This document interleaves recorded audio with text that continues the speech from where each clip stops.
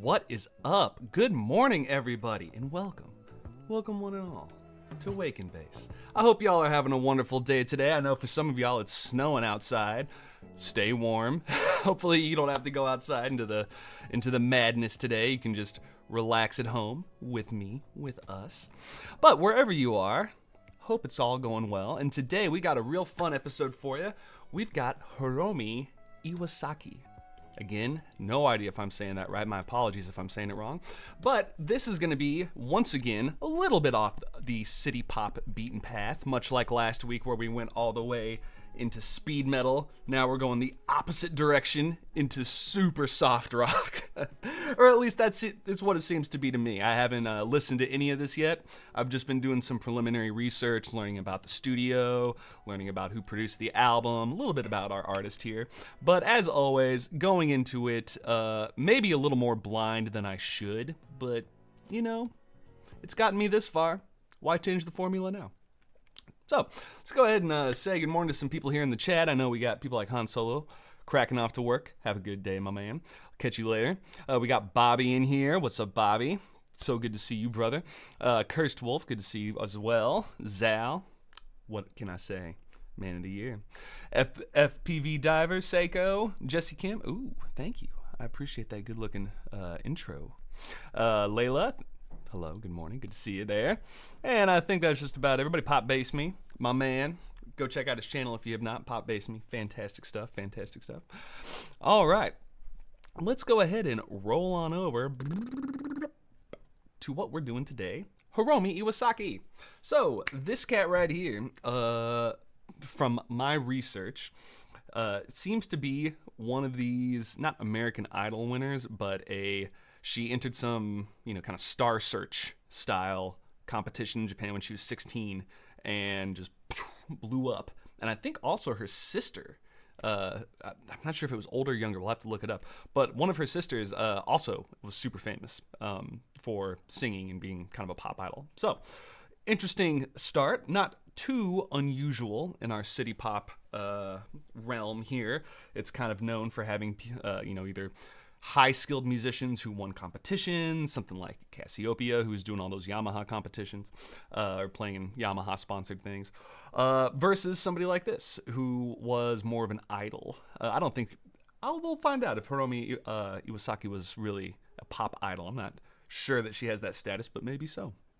I'm trying to remember what the name, there's a special Japanese name for that type of musical pop idol that completely escapes me right now. I'm sure somebody will hit me up in the comments, but and one notable thing, I know you guys can't see my tabs here, but this just absolutely caught my eye, and I'm gonna have to listen to this later. At some point because she's got rolling in like 75, 76, sometime in like 79, 80, they did a rock opera for Hamlet. Yes, this exists. I'm just gonna give you a little taste of the intro. Yeah, YMO presents Hamlet. I don't know if anybody else is gonna find this as existentially funny as me, but I think a synth rock Hamlet is just what we needed. I didn't know I needed it. Now listen to this.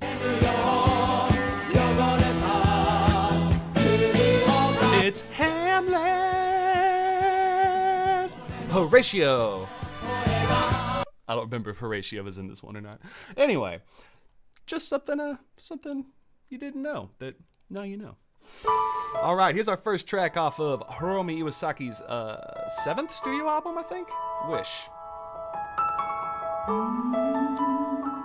Off to a beautiful start. Beautiful. Lots of humming.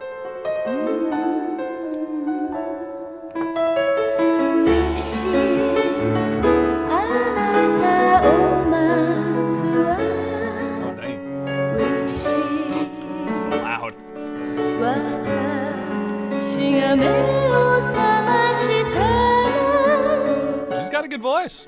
This is pretty.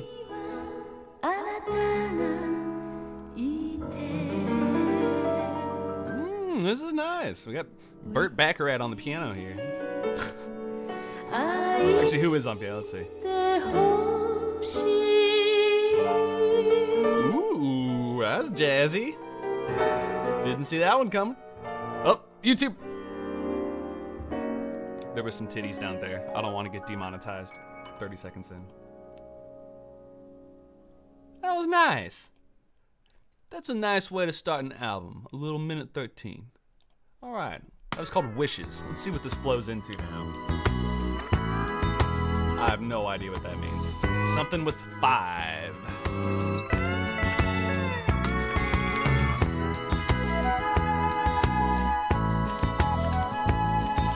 Man, that is a cheery ass flute. Oh my god.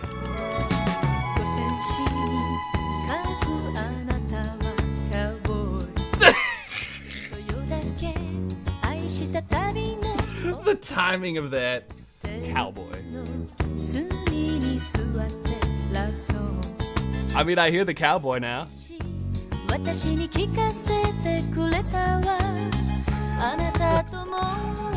It's delicate. I like it.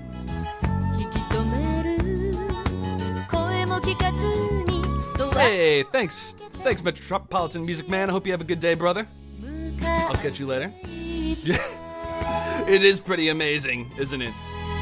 Thank you, okay, Anna.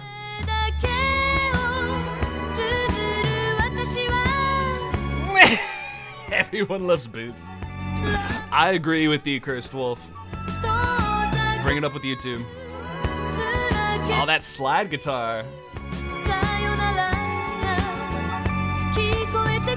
Man, this is like... This is good. They're nailing that trope of country western.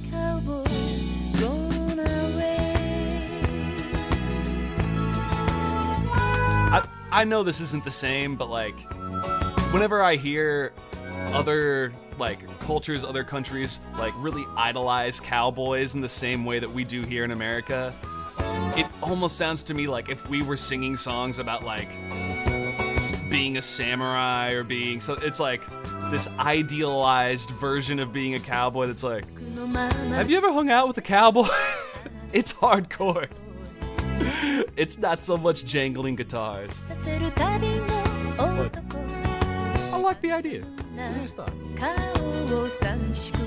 It's very Anne Murray. I feel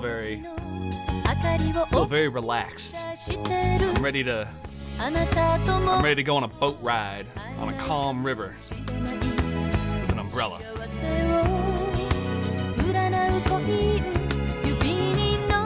Oh man, yeah. Bobby's talking about having a flashback to Maria Takeuchi's Variety album. Yeah. I hear it.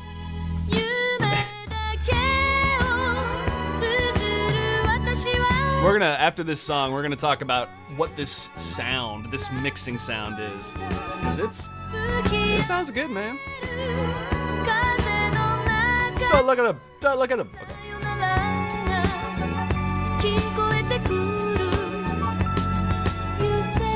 Dang.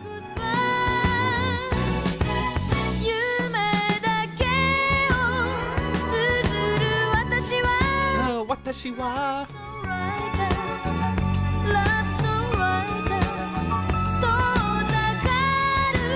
Okay. Very chill, very dope. We're gonna dip out the last 30 seconds of this song here, just so that we can take a little bit of a look at our credits here and see what we got going on with some of our musicians. And thankfully, Discogs once again hooks us up with a very nice list of all these musicians here. And I think we'll just let this slide guitar roll us out the last 10 seconds.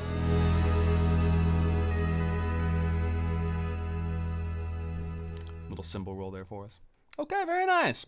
So we had our first two tracks there from Hiromi Iwasaki, and I do believe this is her 7th album. Let's look at this one more time here. Look at all those singles. I'm incorrect. 9th studio album. 9th studio album. Homegirl's got 19. No, those are charted albums. How many albums did she have? That's crazy. These are just charted, man. I bet she's got even more. Let's take a look at the Japanese Wikipedia, which is, of course, infinitely better. Oh my goodness. Oh my goodness. Original albums. Okay, so yes, Wish was her 9th studio album. Homegirl has 31 albums. Oh my goodness. Even though some of those are best of hits. And she has live albums, 13 live albums. Oh my goodness, cover albums. What the hell? Who is this person? Self-cover. She covered her own stuff. Plus Western music. And then these are her best of albums. Holy shit. This might be like the largest collection person we've ever looked at. Like this rivals, I don't even think Tatsuro Yamashita has this much stuff, man. This is a ton of stuff. Okay, we're not going to count appearances. Tie-up song. What the hell does that even mean? What the hell does that even mean? Tie-up song. It's a weird way to say duet, if that's what you mean. Anyway, getting back on topic here. She's got a massive career. And looking just a little bit at her Wikipedia background here. So, Japanese singer, debuted in 1975. Her younger sister, Yoshimi Iwasaki, is also a singer. 1981, she was awarded the Silver Prize, Tokyo Music Festival, her song, Koima Chigusa. Tried to say that. And yeah, made her debut in 1975. Duetto. I guess that's a duet. After winning a contract on the popular Japanese talent competition show, Star Tanjo. So I'm guessing that is their Star Search, or the equivalent thereof. And this is where I found this awesome. She continued to release big selling singles through the 70s and starred in her first rock opera in the summer of 79 as Ophelia in Shakespeare's Hamlet. It's just amazing to me. I'm sorry, I just think that's hilarious. Yeah, Bobby said 31 albums. That's just like disgusting how many albums. It's crazy. All right, we got a question here. Do you think musicians with careers in this will ever come back in today's fast-paced music world? Do I think musicians with careers like this will ever come back? I think we're already living in it, my man. So if you think of like all right, this is for one of my homies out there who I know is watching. King Gizzard and the Lizard Wizard. So this is like, I don't even know how you quantify this band as far as like, are they prog rock, are they rock? But like these homeboys, when did they hit the scene? Like 2000? They released their first album in 2012. That's 11 years ago. 11 years ago. They have 25 studio albums, 15 live albums, 3 compilations, 60 music videos, 3 EP. Like, these guys are a machine of music. They just pump stuff up. Like, I think they came out with 2 albums this year, 2023. Let's look. Yes! Petrodraconic Apocalypse and The Silver Chord both came out this year, separated by 3 months. They released 2 albums in 1 month last year. Like, these dudes are nuts. So to answer your question, yes, people are absolutely still doing this. However, the metric has changed. So 40, 50 years ago, when our girl here, Hiromi, when she won Star Search, that was the only way people were really going to find out about you. There's no internet. You know, who's going to put you on TV and radio unless they're promoting you, making a little bit of coin on the side? Versus today, King Gizzard and the Lizard Wizard, like, they rock. They're awesome. But, you know, they're just doing their own thing, and people found them over time, and just, they have a cult following for sure. But there's tons of people like that who just put out tons of albums, who have these really intense followings, kind of like the channel here. I'm not calling you guys a cult, but I love you so much. But you would have to say that this collection of people right here, we love city pop, man, but we're not a super small group. We're getting bigger and bigger, you know, re-exploring all this old stuff. So, great question, though. Here we go. He's asking a more specific question. What I meant to be more specific in pop music. That is what we consider today to be pop music. Because King Gizzard is still alternative to considered pop. Very true. It is very true. I'll be thinking about that during our next song as we keep rolling through here and listening to Sympathy, which is our 3rd track off of this album here. I'm going to start thinking about a good pop example, because I know that there's good examples of people, but I'm trying to think of what would be the best one. But while I'm thinking, we're going to listen to Sympathy. And after this song, I'm going to talk about the recording quality, because man, it sounds good. Like, really good. Like, this is 1980. It sounds really good.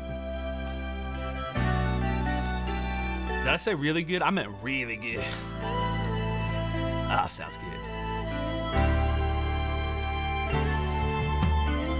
Hey, morning, Alexis. Welcome. Welcome.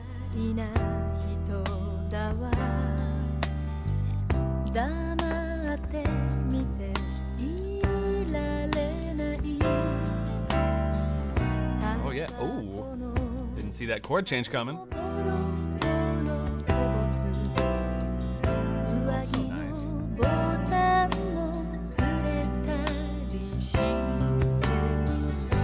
So I was checking out our bass player here. What is it, Jimmy? Yeah. So this cat, just laying it down nice and smooth for us. We actually recently saw him because he was playing on Sadao Watanabe's Maisha. So, there's our little city pop Kevin Bacon connection right there.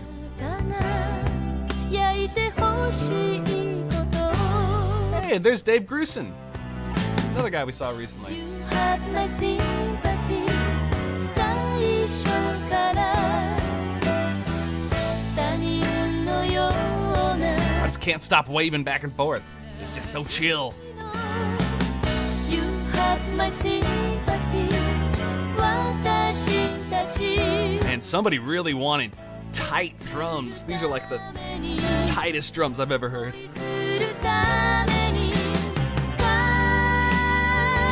Look Look at all these pictures of this guy. 合わせてくれた出会いです Oh, that's a good picture. That's him on this song. Woo! Harmonica solo. Okay. Who's spitting on that harmonica? Tommy Morgan, who are you?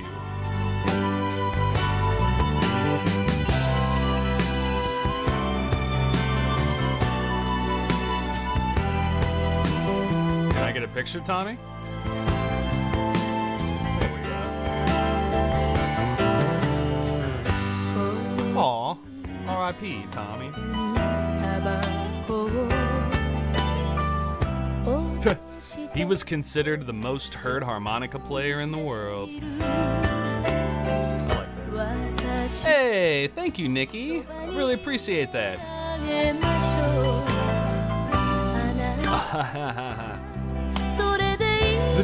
The Jimmy guy does look a little bit like me. You have my sympathy. お互いが鏡の中 Alright, we're just... That's because it is him. Don't bust me in front of everybody, y'all. Come on. You have my sympathy.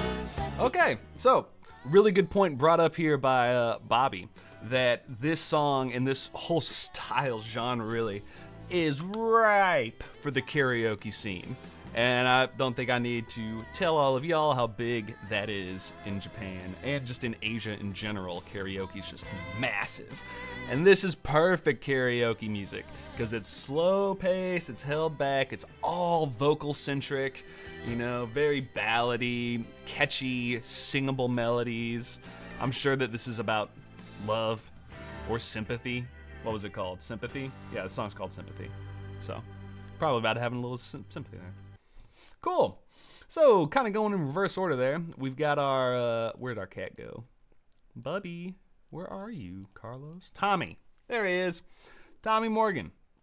This dude right here. So, if you ever see a harmonica that looks like this thing right there, bloop, bloop, bloop, that's giant, that's a chromatic harmonica. Let me just take a little side note to show you the difference. Harmonica. So, this is what most people think of when they think of a harmonica. Is a small, put it in your hand, thing like this. It's got reeds inside of it, so you blow and the reeds will vibrate back and forth and make that sound. And you can blow forward or you can suck air in. And if you do forward, it does one note. If you suck in, it does another note. And harmonicas are put into keys. So they're built with one key in mind. So let's see if it says here, oh, at the top. So this is a harp in the key of C. So if I'm correct here, that means you get to do C major and A minor. So those are the keys that you can play, or those are the notes you have access to on this harmonica. And you can see here, you can kind of see inside the little reeds. That's what these little flappy things are in there. Now, the downside to having one harmonica is that you're in one key. So you're in C major or A minor. That's it for this bad boy. Unless you do a chromatic. If you get a chromatic, here we go. So this one is actually pretty small. But you see how many more holes this has in it? This allows you now to do all the notes. Oh, look, no, you can't. This is a CG. Well, wait a second. Where's my chromatic? I want a chromatic harmonica, the one with the little side shifter, like this. See, it's got a little side shifter. That's still C. Well, that's fine. So I guess what that means is that it goes from C to C, and you have all the notes in between. If you've ever seen or heard of a guy named Blues Traveler, I forgot what the dude's name was, but he's a big boy, yeah. And this thing right here, this like holster on his chest, harmonicas. It just holds harmonicas. So if I do Blues Traveler harmonica, he's got this massive big boy harmonica. Where is it? I don't see it. See, he's just got a couple there. Who's got one? Toot! Anyway, that's what a harmonica is. And that's what he's got right here. That double right there, that's an old school chromatic. So he can play all the notes that he wants. Okay, pretty cool right there. Another notable thing that I wanted to bring up was the strings. The string stuff that we're hearing in here. Now, what was that guy's name? Strings. Jean Hugo. Here we go. So this guy does not have a ton of credits in here, but what I thought was interesting was the music that he did. So you got some Hans Zimmer in there. We got some Escape from LA soundtrack. We got the soundtrack to Hocus Pocus. I love it. But these strings, I thought that was very interesting how this was all synthesized, or rather layered on top of itself to sound like an orchestra when it was just one dude. So as you're hearing strings throughout this record, be keeping in mind this is just one guy layering tracks over and over. So I thought that was an interesting thing as opposed to having a studio orchestra, because the studio that we're recording this at is Warner Brothers in LA.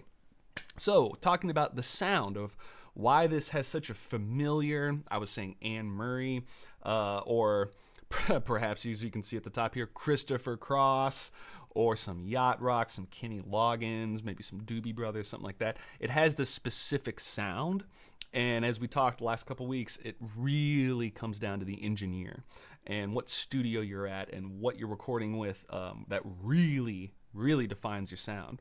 So with city pop, that's one of the interesting things that we have with that genre, is we have kind of a bifurcation of production where about half is produced solely in Japan, home studios, and they have their own sound, and about another half is attempted to be exported to the rest of the world, or in some cases to have more appeal in Japan because it has this American connection, and one of the common things to do was to go to LA and you go and record there. And that's why we have so many of these American artists on city pop albums. People like Patrice Rushen, my intro music there for Masayoshi Takanaka from Insatiable High. Malibu is the song.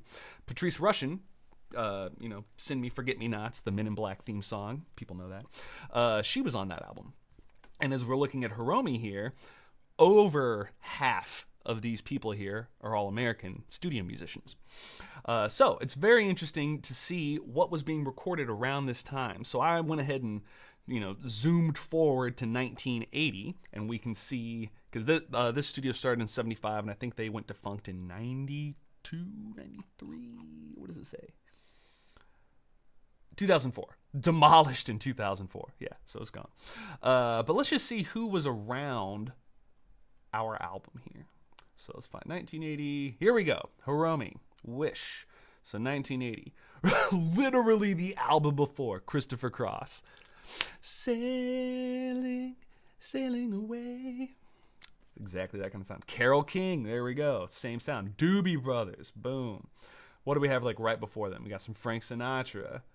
Who else do we know? Sean Cassidy. We won't worry about that. Steely Dan, a couple Steely Dan albums. Another Doobie Brothers. So we're starting to find that sound of that tightness and that mixing quality that is this Warner Brothers sound. So that yacht rock, easy rock listening, all of those albums came from the studio. So people a lot of times will associate a specific sound with a genre, but really what they're keying in on is a production quality. So, interesting little factoid for the day. All right, I'm still thinking about Cursed Wolf's question for the pop people. So we're gonna listen to our next song, Street Dancer, and then I'll get to that question, I promise. Catch up with the rest of our comments, see what else we got.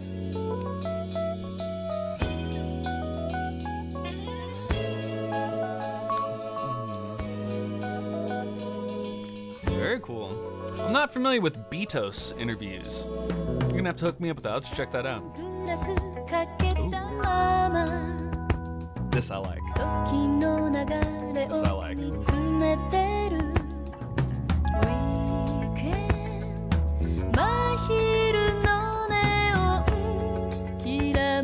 That guitar.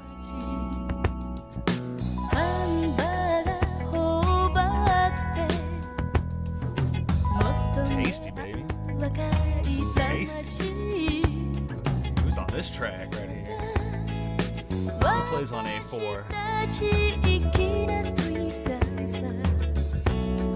さ Let me give that to Jimmy. なると訪ねてくるの昨日の私に生き写してああ Ooh, thank you, Bobby. Kayo Koku. Kayo Kyoku. I cannot say it, but that's the style of music. It's like soft rock, karaoke-ish kind of singer-songwriter. Not singer-songwriter. Folk? I like folk. Disco? There's a lot happening on this track.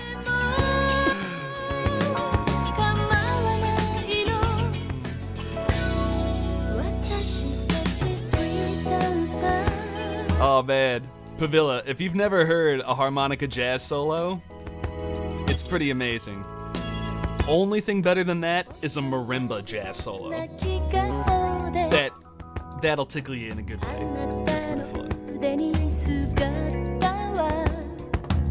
Yeah, first city pop track on the album. Good ear, Bobby. I agree. All right, Ray New, I'm glad you like this album. I'm digging it so far. It's taken me on a journey. It calmed me down, and now it's preparing me for city life. There's a solo coming up? Are you sure? Because I'm not ready if there is.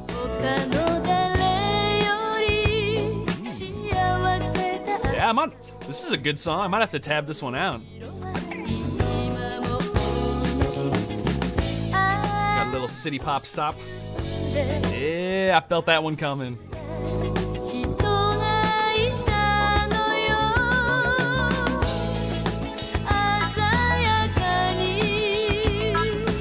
Ooh, hell yeah, Cursed Wolf.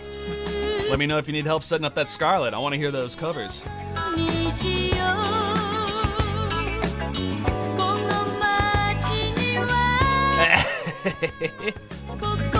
Let me see if I can find this cat while we're listening here, because it's pretty funny.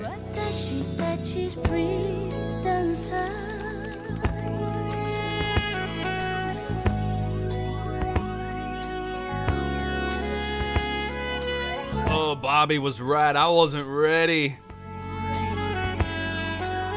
Oh, I love that background phaser guitar.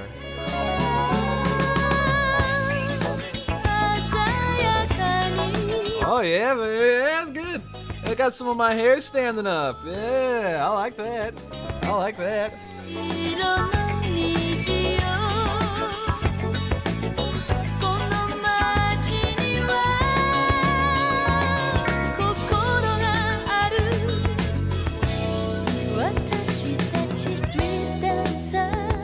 Oh yeah, man, Bob. You were right, Bobby. I was totally unprepared for that smooth jazz sax. That was sexy. Oh, there's another part! Oh! Oh, I'm grooving now, baby.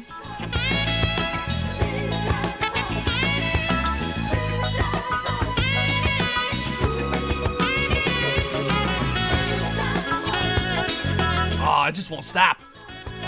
Yeah, keep it going. 2 more choruses, come on. Oh, don't take it away from me. Oh, yeah. All right, now we're getting into the special sauce that Alex likes. If you bring in a saxophone solo with reverb out of nowhere, you're gonna make my day. That was tasty. We gotta see who was ripping saxophone on that. Who's playing horns? French horn? That wasn't a French horn. Who's playing saxophone? The hell? Where's the saxophone player? Am I dumb? I see 2 flutes and a flugelhorn. That was not a flugelhorn. Was that a flugelhorn? That's a saxophone. Where's the saxophone? All right, now I'm getting spicy. Ooh. Also, Tsugoshi Goto, one of our bass players from back in the day. He arranged a bunch of this stuff. Oh, did he arrange that one? Oh, no, he didn't. Dang it. Whatever. What the hell? Where's the saxophone player? It says tenor saxophone near the flute. Where? Flute.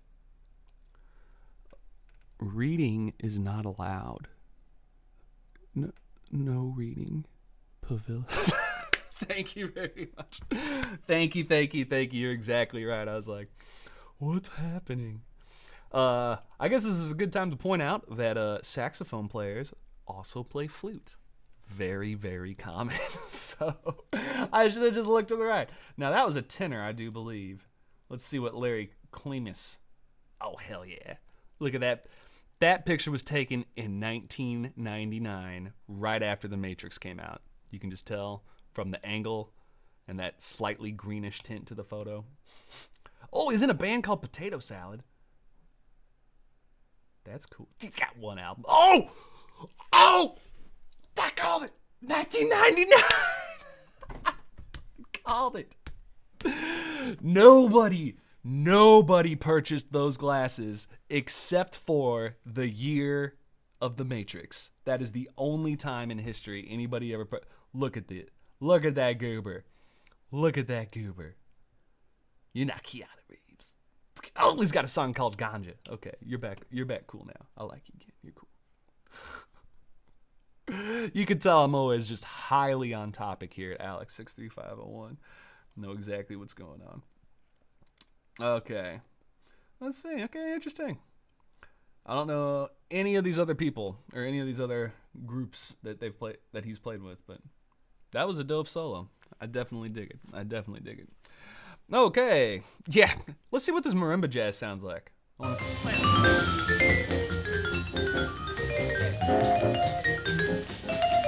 Just how I remember it.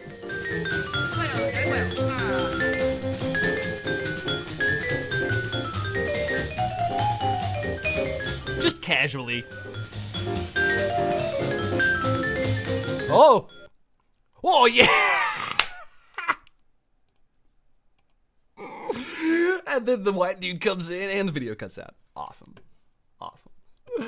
That's funny. Okay, let's go back in here. So we had a good question earlier from Cursed Wolf asking, do I think that anything like this, all of these releases, all of these albums, all of these singles, if that can ever happen again in the way that it happened here for pop musicians. And so I was using a prog rock band, King Gizzard and the Lizard Wizard, as an example of musicians who put out 2 albums a year and who match the output of Hiromi here. But talking about the mass appeal, the marketing and the investment from firms and from production companies, studios into an artist to make them money, to act as their flagship moneymaker, essentially, it is changing a lot. But the question was, do we still have that? Yes. What is it? How does it manifest itself? Disney Channel. Disney Channel is what we have now. That is the closest equivalent here. So what they do is they, you have child actors who go on these shows, who are multi-talented kids, who are acting, singers, probably musicians, all, like can play an instrument or do something else, the triple threat style. And they go on Disney Channel, and then they get years of testing where they get to see who pops on screen, what do kids, adults, what is everybody like? Because it's not, when you put a kids show out there on Disney, it's not just do the kids like it. It's do the parents do it? Do the in between, the millennials, do the Gen X? They're trying to hit every target. Then once that person is identified as, oh, well, you're one of our candidates who could be a really big star, then they give them a solo album. So an example of somebody who did very well with that would be somebody like Selena Gomez, or somebody like, I can never say her name right. Anyway, Selena Gomez is an example, who was on that TV show and then had a big music career from that. Now, Ariana Grande. I always say Ariana Grande. Ariana Grande. Because she was on, what was she on? Ariana Grande. She was she Disney? Disney. Probably get a copyright for just putting her name in there. Victorious. Oh, perfect. So that is exactly where I was going to go next.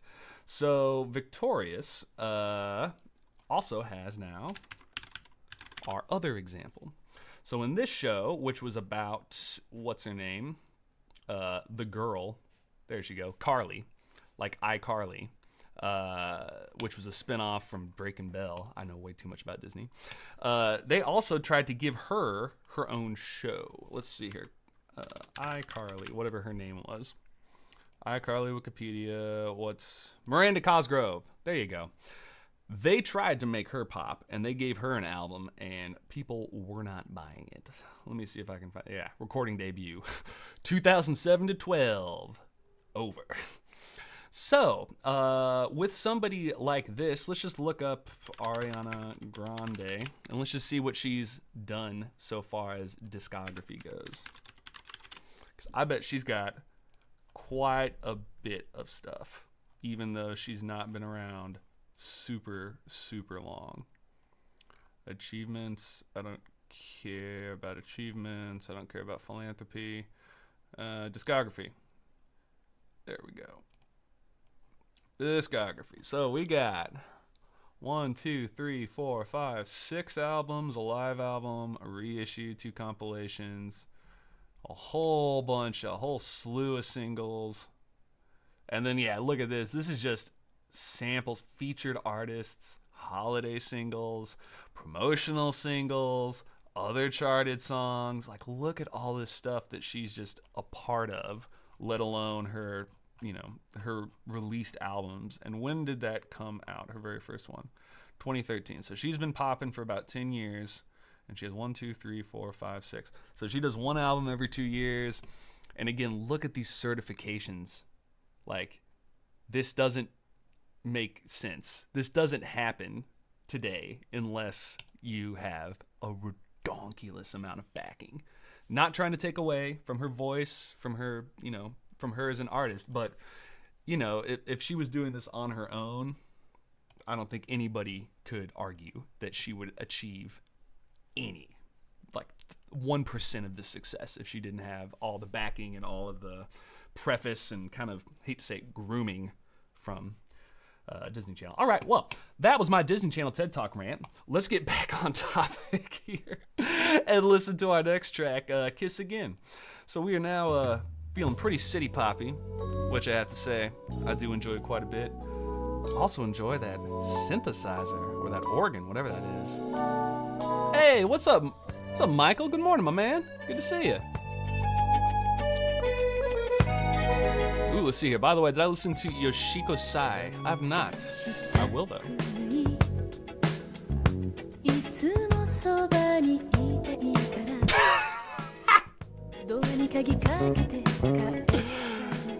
Okay, this song is kicking ass. I just have to stop for a second from Cursal because that's cracking me up. If you played Yu-Gi-Oh! Once in your life, you can get away with not reading. I love it. I absolutely love it. It's the truth.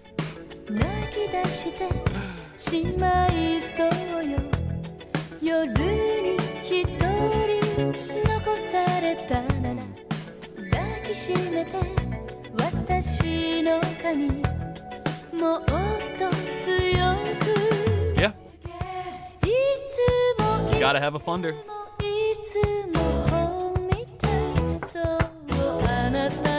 Speaking of the patron system, my Patreon exists. But for real, I am working on putting a ton of instructional videos and baseless backing tracks on my Patreon. So keep a lookout. I'm busting my ass on it. It'll be out probably in a couple weeks. I'll have like 10 videos to get started. And then from those, anyway, it's going to be like 30 or 40 videos total, but like 10 songs that expand out. So keep an eye out. Man, this is just getting funkier and funkier, baby. I love it. This is Tom Gavin. Oh, look at this guy.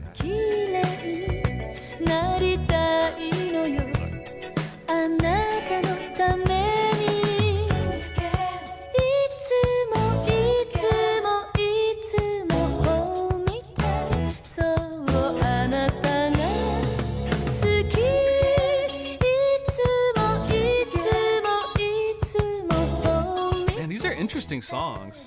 あなたが好きよ Ooh, bass solo. 好きに Ooh, that gets an Alex 63501 rewind. What was that fill, baby? よ好き Oh, yeah. ほど苦しい Yeah, that was tasty. そばにいるのに悲しい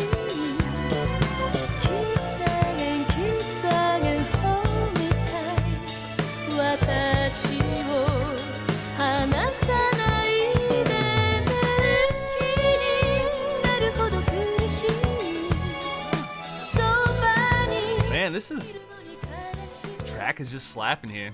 喫茶 Got another good hot take here from Cursed Wolf, talking about the quality of music changes over time as far as Ooh,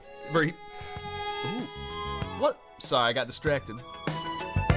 Oh, there's our accordion, Frank Morocco. Look at this guy. This dude loves going to work every day. 他誰より好き Oh yeah, I like this guy.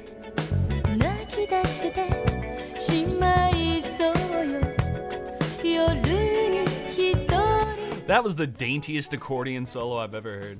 抱きしめて Okay, so Cursed Wolf is talking about their preference for pop music from the 80s and how, you know, things change over time and how, you know, they feel objectively that the music is not as good as it used to be back then. And I think it's pretty hard to objectively say that. Subjectively, I agree with you in many regards. My personal thing that I miss is live musicianship in pop music. It's still there. It is still there. You know, you still have people like Bruno Mars or Anderson .Paak, who are absolute titans on their instruments. Really good. They're both drummers, actually. And wonderful singers, wonderful pop artists. But going back to Ariana Grande, you know, even though you do have studio musicians making that music, it's so formulaic and it's so producer-oriented that the free-formness or the improvisational quality or the kind of the live feel that we get from something like this is lost a little bit. It doesn't feel like it was so, you know, like they practiced the song and put it together and then performed it for us. It sounds like one person recorded one track and then another track and then another track and then another track and then blended it all together in Logic at the end and put some compressors and some mastering on it to make it sound very produced. But I think that would be my addendum to your statement, Cursed Wolf, was instead of thinking of it as being objectively better, I know that's how you feel about it, or the 80s music was better, but think of it as this mental shift in what everybody, and I say everybody as the average or the majority of people, consider to be a really good sound. And what has taken over nowadays is bass, I think, is how well your bass pops, you know, what kind of frequencies you're using there. And also, I think the advent of headphones, you know, of in-ear earbuds and just how everybody listens to headphone music now as opposed to having monitors or speakers. It changes, you know, what the target of what they're going for as far as what they're producing the music for. They're not producing it for hi-fi systems anymore. They're producing it for cheap mass consumption with $10 earbuds. So it, you know, it sounds like a weird flippant statement to make, but they think about all these things in the same way I was talking about Disney, where it's like their next star is 10 years in the making of product testing and research and preparation and making sure they'll do everything they say. And another good example of when this happens and can go wrong is Miley Cyrus. So Miley Cyrus, another, you know, Disney star, got brought up through the show, and, you know, totally lost control of her own life.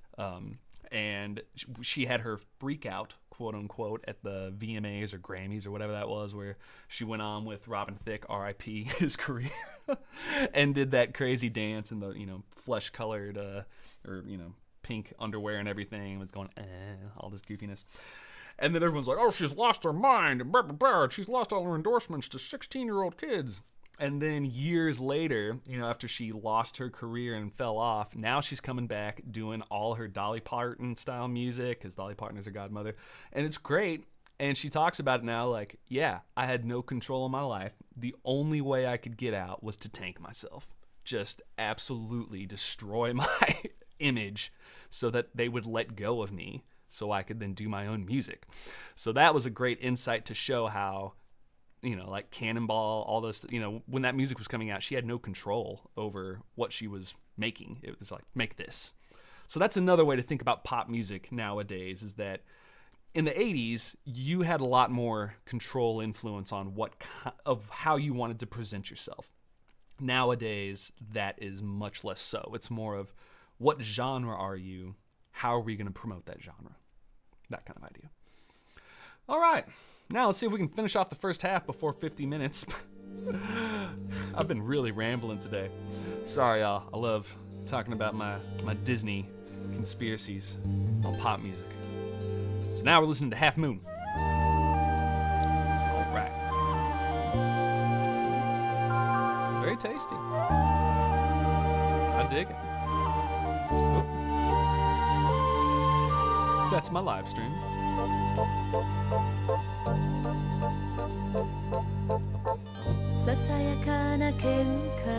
What's about to happen here?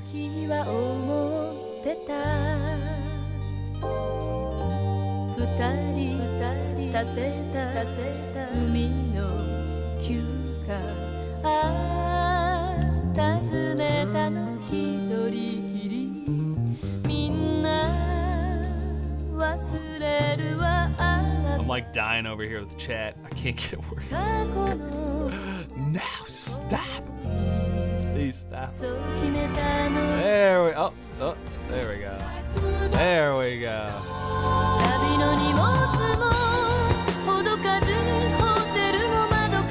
What is happening? This album is crazy. This is sick. This is like some weird, like, I mentioned rock opera earlier.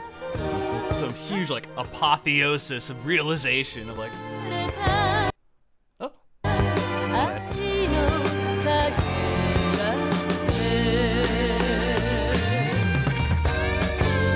Ooh, yeah. I love how he held that note. Ooh, I like this solo.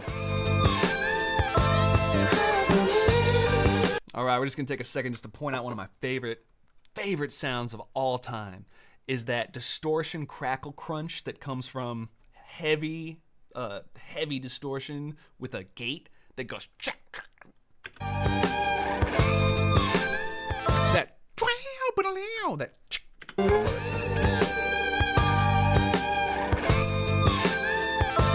I love that sound. I love it so much.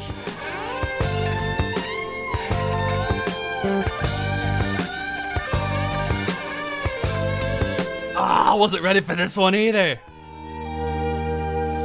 Oh! Right into a flute solo. This is dope. So again, talking about having, some interesting pop music from the 80s. This is 1980. This is early in our city pop game, and this sounds kind of like later city pop, like later 80s. Much more experimental. But maybe this is that fusion period from the 70s to the 80s. This is that transition. Yeah, this is super cool. Supertramp? Oh yeah, baby. I see it. I see it.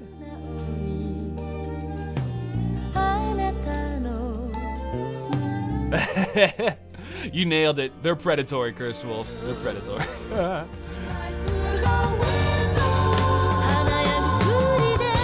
Dua Lipa. I love Dua Lipa. Good call. Yeah.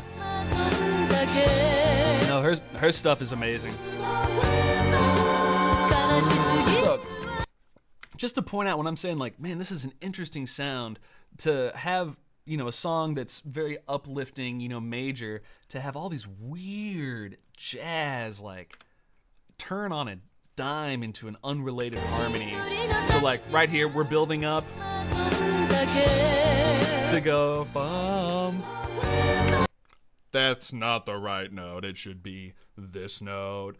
Half step lower. We want this. So to go that half step lower, weird. It sounds really cool. And then resolves down instead of up.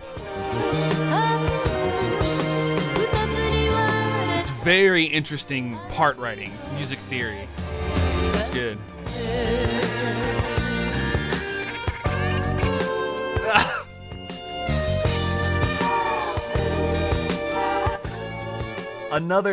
Anytime you're doing like these slow ballad guitar shred solos, here how he's doing,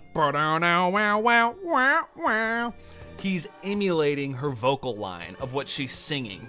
That's always a really easy way to rip on your heartstrings or to really hammer home whatever you're doing, is you double it. So that's super common in pop music now, where you have somebody sing the chorus, and then after they sing the chorus is repeated, except instead of vocals, it's like a synth or an instrument or, somebody playing on it, doing it, something like that. Okay. Very cool. All right. So again, we're getting into one of these wake and bass where I've just been yammering way too much, and we just finished side A. So let's jump into side B. I know that this track right here, number 7, was a personal favorite of some people in the chat here. So definitely gonna have to check that out before we start rushing through the rest of these here. But before we start doing that, let's check out this track. Ooh, and let's start it over, cause what? That's awesome. Oh shit, this is good. I like this. Actress. Is she saying actress?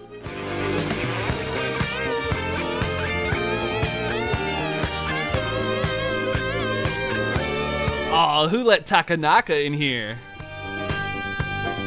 Oh, what? What is happening? Oh, now we're city popping, baby. Somebody release the drummer.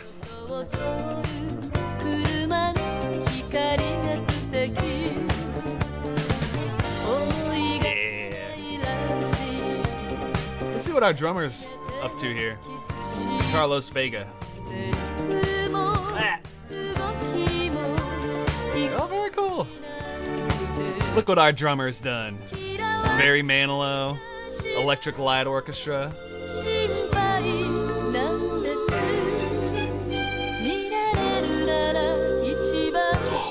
George Benson! Give me the night. See? All these good connections. Everybody's connected. Oh, there's not Rajier. Raja. Man, that's some disco right there. Ooh, Olivia Newton-John. Hell yeah.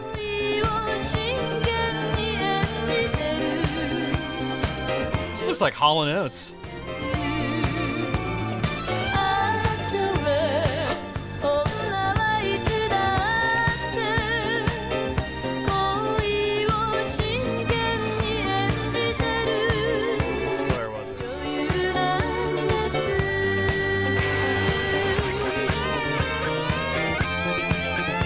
Yeah, look at it. Look at these guys.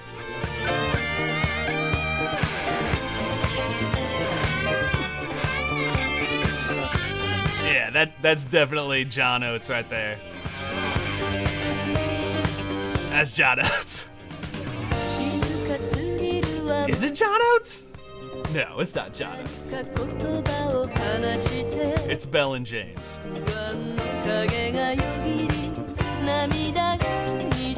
Alright, so this song is the closest in this album so far to formulaic city pop. So we've got standard disco instruments of all kind. You know, we got our hi-hat snare, real steady.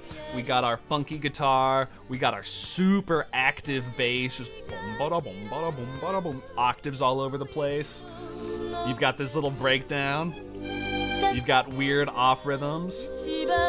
2, 3, 4. 1, 2, 3, 4. Right there. So what's a weird rhythm? Instead of going 1, 2, 3, 4, 1, 2, 3, and 4, and let's hear that. Please. Here we go. So now it'll get here. 1, 2, 3, 4, 1, 2. I goofed it up. I'm sure we'll get another offbeat rhythm. 1, 2, 3, 4. 1, 2, 3, 4. Right here, maybe?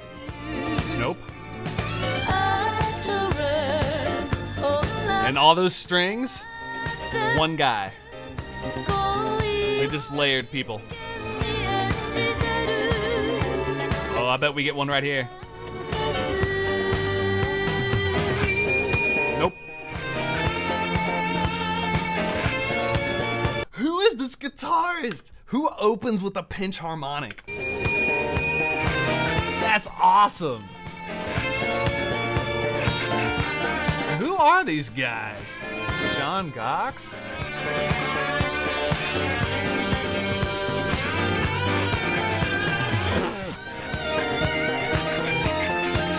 I don't know if this is the guy that was shredding for us.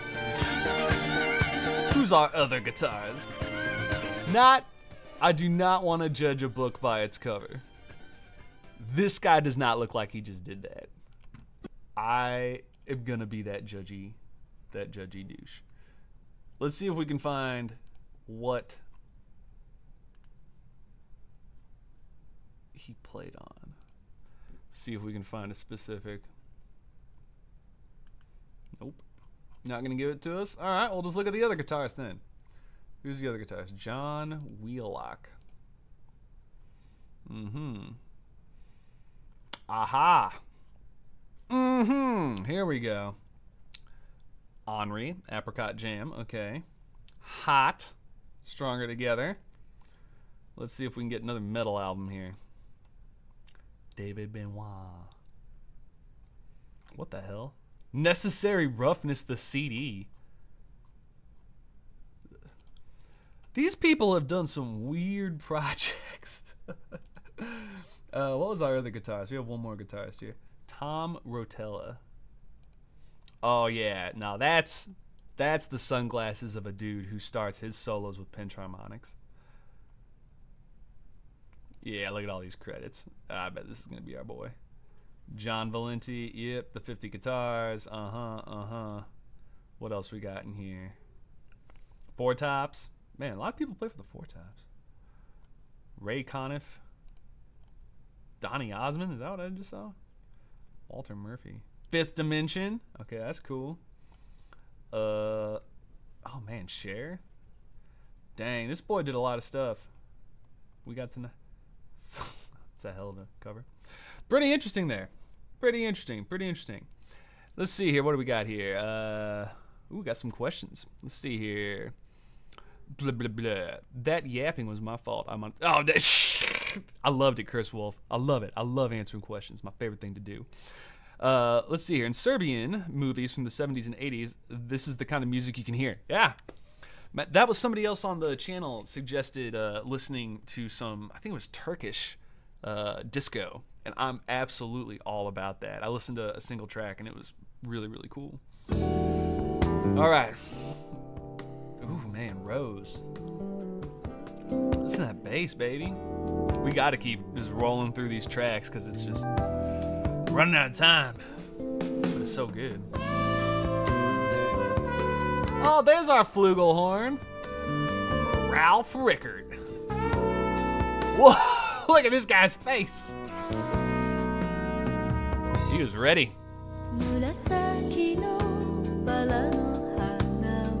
She has a beautiful voice. I really like Hiromi's voice. Yeah,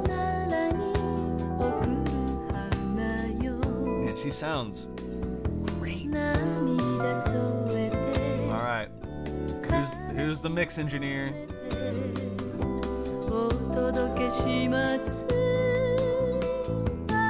Producer.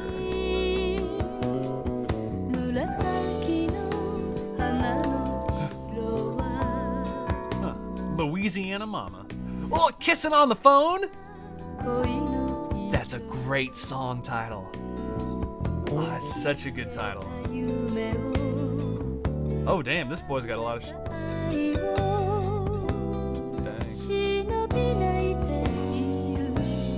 Huh. So this was only his second album that he produced. It sounds great.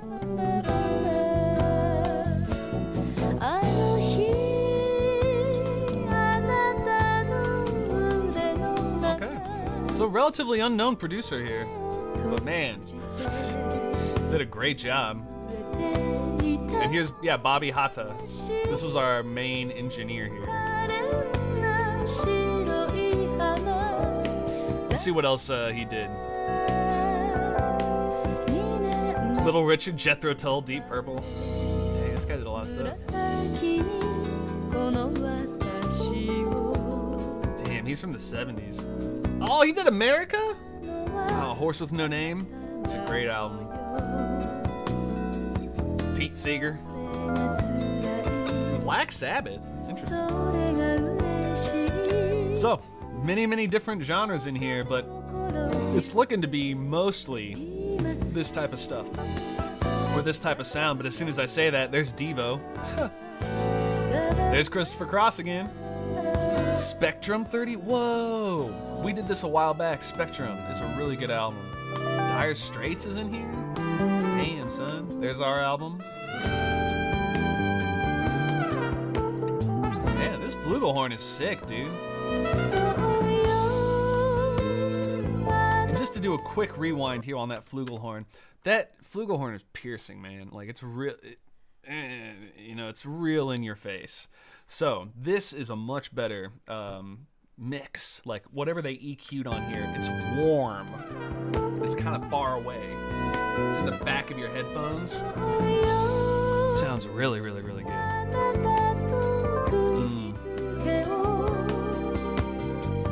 Let's see here. Is Neo a pinch harmonic? I don't know if I understand. Ask again and I'll do it. That's the harmonic guy. No way isn't. Oh, is Neo a pinch harmonic? Wait, what?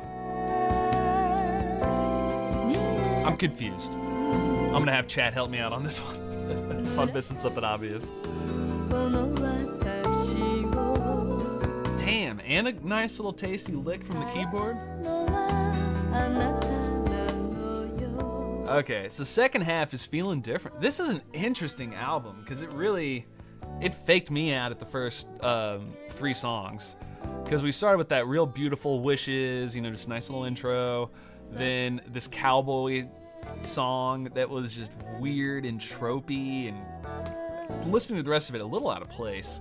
Then Sympathy is like, all right, kind of cool ballad. Street Dancer, though, is when it started to change, and it's like, oh, y'all play together often? You guys making music? This is cool. And then by the time we got to, what was this song called? Well, I already lost it. Oh, Actress. Actress was super good. But yeah, all of these. Actress, Rose, Half Moon was super sick. Let's see what we got here. Alright, a little more disco. Something that has to do with the ocean, I'm gonna guess. Maiden Voyage. Got close. This character means ocean at the end. I used to know Chinese. Hamlet.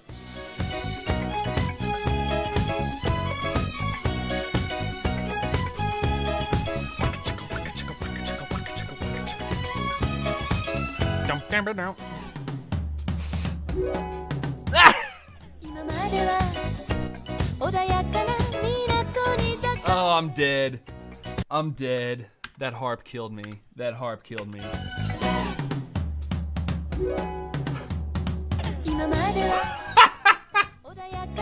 Go up, go down.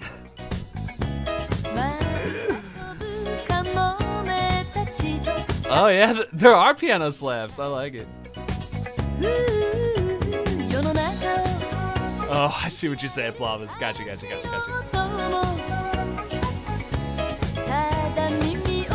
The dollar store Hall & Oates. I love it. I love it. Doing a little fancy flute.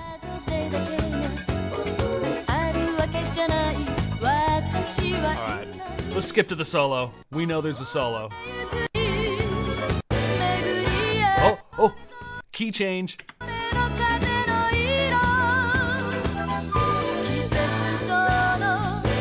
Lock the clutch! Yeah! Half step higher, yeah. And we're running and we're going, and we're running and we're going. Disco left, disco right. Yeah. Oh, listen to that little disco lick. The violin.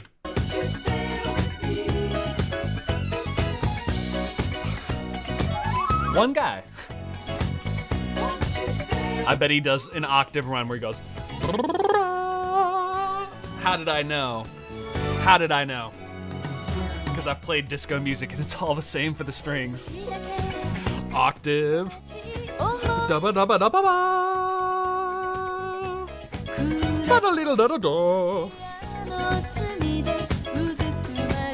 I want that solo.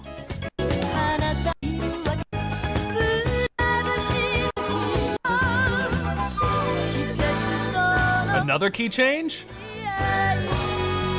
Yeah.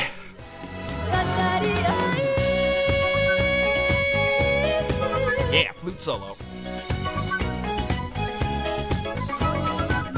If you ever want to make a flute player really mad, just say, hey, how's the flute blowing? They hate it. They hate this. I don't know why I'm being so toxic towards flute players. I love you, all my flute players out there. Okay, pushing through. We got a couple more songs. We got 3 more. This one also has ocean in the name somewhere. They just love talking about the ocean here in City Pop. I already forgot the name. Unagi Coast. This is kind of like a doo-wop feel.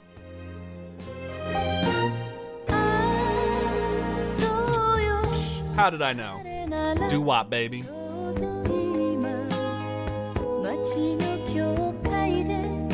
Got a little bit of a walking bass line.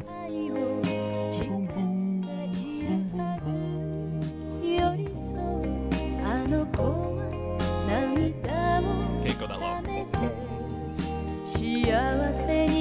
All right, what's gonna be the solo instrument? Alto sax. That's what I'm calling. I haven't heard alto sax yet. I love those keys. Again, all these strings, one dude. It's pretty good. Just layering himself over and over.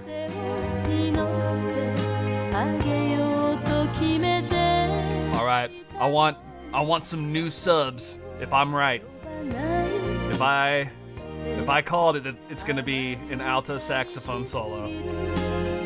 I want internet points.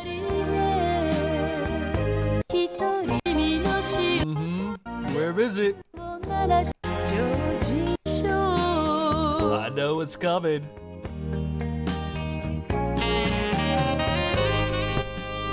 Give me that money. Boom! I'm way too into myself right now, but that's right. It's like I've been doing this for years.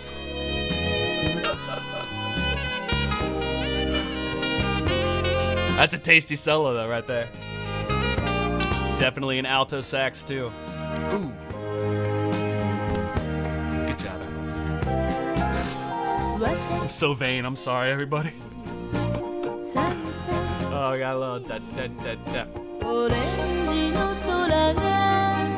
Okay, well nothing's gonna top that for me, so we're gonna go to the next track. This is a dope album though. It's really, man, this flow though is very strange of where it's taken us. And now it's like Matsushita guitar, First Light. What the hell? This is cool. I'm just like, where are we?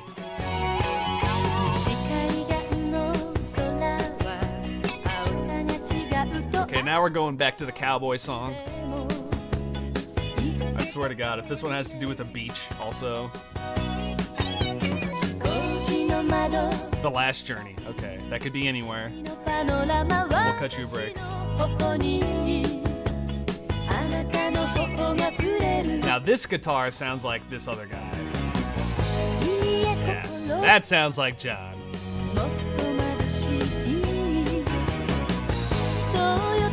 In a street band.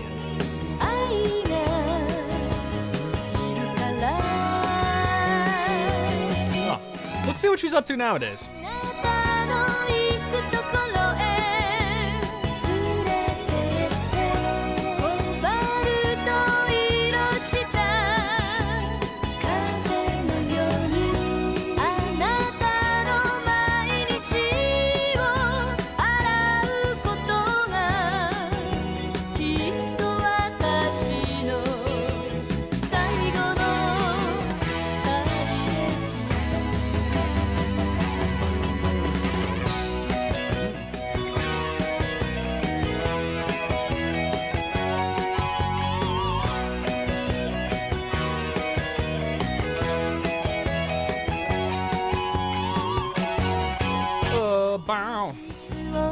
I keep clicking on this damn Hamlet thing that I do want to watch sometime. Alright, I'm not gonna lie, this one's okay. It's okay. This one's getting a little too tropey, a little too all over the place. We got that synth that's just like not my favorite synth sound of all time, but you know, not a big deal. Yeah, so what I was looking to here was just trying to figure out what she's doing today. If she's still got new music, if she's still... What's she doing? And I guess she's still working on some stuff. She said that she came back after coronavirus. Well, shit, here she is right here. All right, well, before we listen to the outro of Wishes here, we're just going to stop that. Let's see what she's saying. And let's go ahead and get myself a good old copyright strike. Can we get some subs? Oh, that's small. Thank you for watching my YouTube channel. I'm a bit of a schoolboy in my age. I had various hairstyles.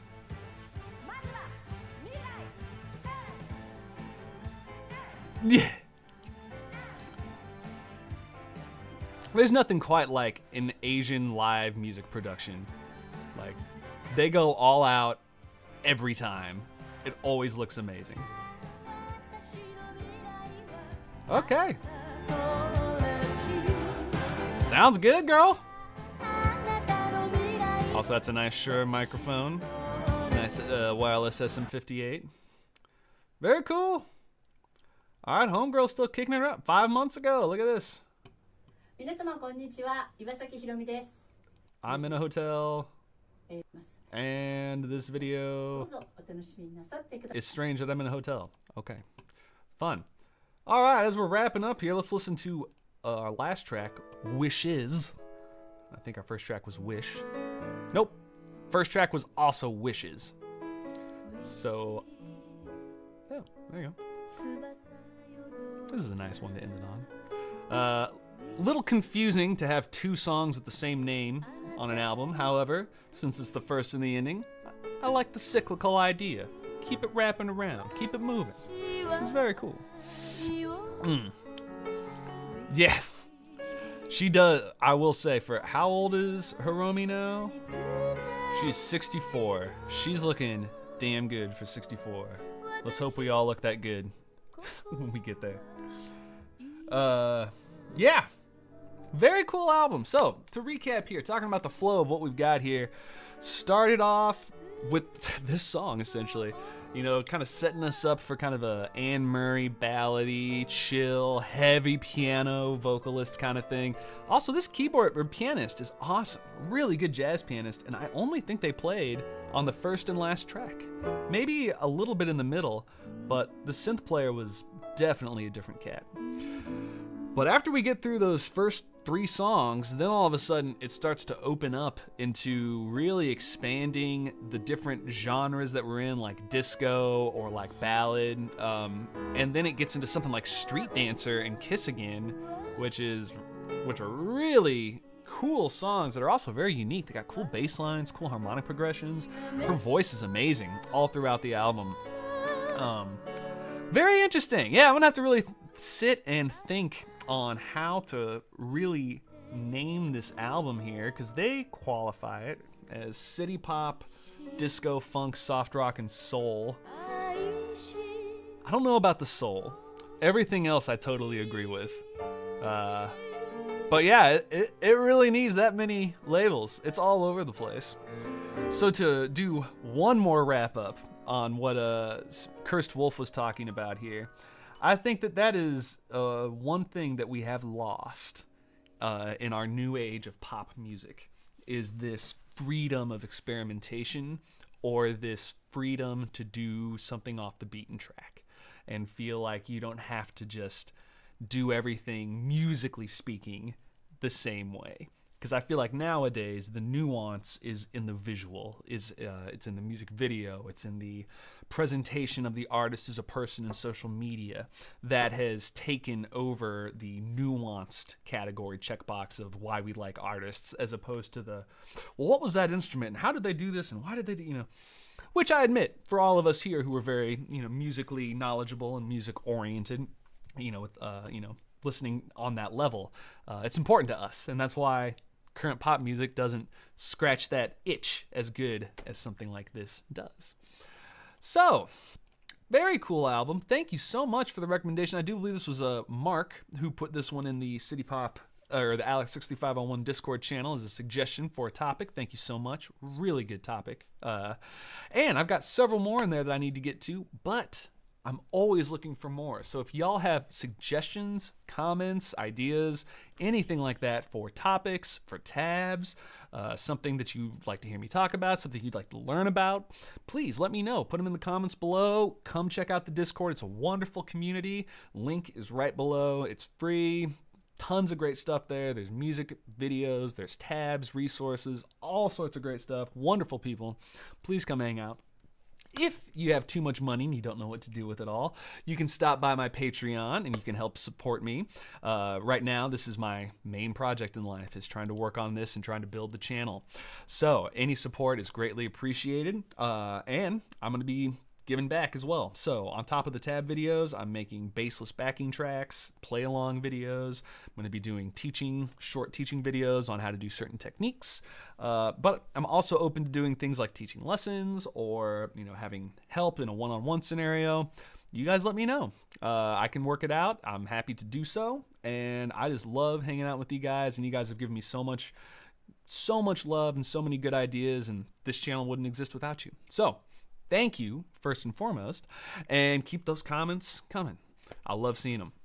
So I think for today, that wraps us up here. So I'm going to say goodbye to everybody in the chat. Ooh, Sultan, what's up? Glad to see you join in here right at the end. I'm glad I can say hello to you and then also goodbye. Hopefully you enjoy the stream watching it back later here. Bobby, are we doing the pie chart? I'll do the pie chart. Let's do it. Let's pop it up here. So for those of you who don't know, let's talk a little bit about what the City Pop pie chart is here. Let's see if I can find it real fast. Nope, canceled. Where is that picture? Is it right here? Yeah, it is. Yeah, it is. There we go. So what we have here is our patented Alex63501 album review criteria chart, where we talk about my personal opinions on how I think about city pop music and how I'm judging these albums. So for me, number one thing that is tied, essentially, did I give it 20? I guess I gave it 20%. 25% is composition and arrangement, which means how good is the music that is written in our album. For this one, I would say I'd give it maybe like an 8 out of 10. Some of our songs were really, really cool, and we had some individual instruments that were really shining as far as musicianship. But as far as the arrangement, the composition of the songs go, there were still some that were a little wanting, and just from the style, because I'm thinking of Cassiopeia, baby. It doesn't get better than Cassiopeia arrangements or T-Square, stuff like that. And so if that's the standard, I got to knock it down a little bit right there. Now, talking about production value, which I put 20%, you can see right there, 20% of my value there. I would give this a solid 9 because it sounds just really good, really, really good. And I almost want to go like 9.5. But it's a uniform sound from front to back. All the songs have the same sound profile, so I don't feel like I'm jumping from a live set to a studio set, or that I'm jumping from one studio to a different studio. It all sounds like it was recorded in one place, which is difficult considering every song had different players, different instrumentation, different arrangements, all that kind of stuff. So very, very good on that. Tone, it was good. I'd say, 8, 9. There was nothing that really screamed out, wow, this was amazing, other than the horns. The horns sounded really good. I love that horn sound. But some of the synth piano key sounds were a little off. I just can't give it perfect marks. Again, Cassiopeia. It's a high bar to clear. Okay, lyrics. Again, this is why I don't know why I put this on here, because I don't speak Japanese, and even translating the lyrics, it's very, very difficult to understand the nuance of how well they wrote their words looking off of a translation. You lose the beauty and the artistry of it. However, as far as consistency goes, and I guess we'll change this one over in this particular case to the tone of her voice, the quality of Hiromi Iwasaki, and that gets a 10. She sounds phenomenal. Her singing was excellent, very, very, very good, and I think I'm just going to go in and change it from lyrics to just vocal quality, because so many of our city pop artists, that's what we're doing here, listening to their voice. Okay, concept or genre execution. So this is kind of a weird one, but this has to do with, if you're doing a disco album, is it disco? In this case, what is this album? What is this genre? I don't even know. It's all over the place. But as far as the execution goes, I would give it like a 7. Just because, again, that weird cowboy song totally threw me off in the flow of the album, and we were just all over the place. It felt like, I don't know, if you had removed 3 songs, this would have been like such a better album. I think it would have flowed. It would have made more sense. But I need to listen to more of her music to get a better feel of what her other stuff sounds like. Okay, nuance. I'll give it full point. It's only 6% of the pie chart here, so every time we're talking about something now, it gets less and less important, but it's very nuanced. It gets full points for nuance, because it is definitely out there. It's not copycatting anybody too hard. Album flow, I give it a 5. It just didn't flow from one song into the other super, super well. And then, of course, Nobu Saito, yes or no? No, so that's an automatic minus 3%. So overall, I think aggregating in my mind here, I'd give this a solid B, probably closer to maybe like a B+. And again, not to say that it's a bad album, because a lot of people will think, like, oh, but I really love this album, it's so great. It's like anything that is if it's a B at all, even if it's a B-, that is still considered awesome. Awesome. If you're in a C range for me, it's like average. Just like, it's fine, it's cool. I can see how you would appreciate it if you had a connection to it, or there's one song that you really, really like, but anything above C is solid. Once we get into D, then it's like, y'all got some problems. We need to talk about this.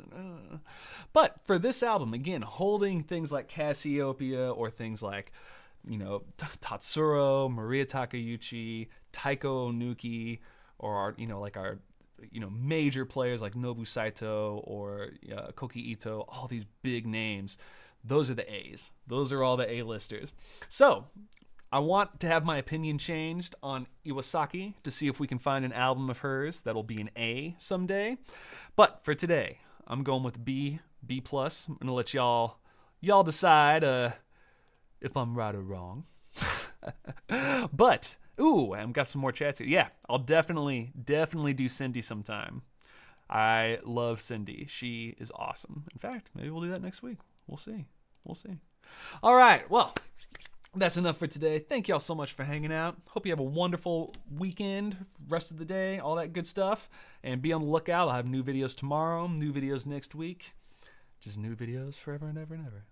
All right, y'all. I love you. Have a great rest of the day. How do I end the stream? I forget which button it is first. I think I do this one first, and then I do this one.